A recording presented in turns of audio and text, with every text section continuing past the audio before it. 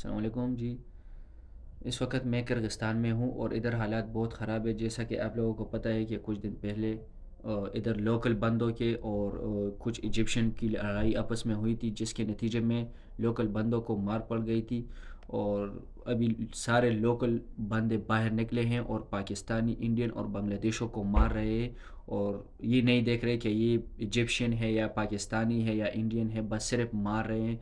हॉस्टलों में घुस रहे हैं, फ्लैटों में घुस रहे हैं, प्राइवेट हॉस्टलों में जा रहे हैं, यूनिवर्सिटी हॉस्टलों में जा रहे हैं। कोई भी जगह नहीं छोड़ता, बस जा रहे हैं, स्टूडेंट पर बहुत तशद्दुद कर रहे हैं।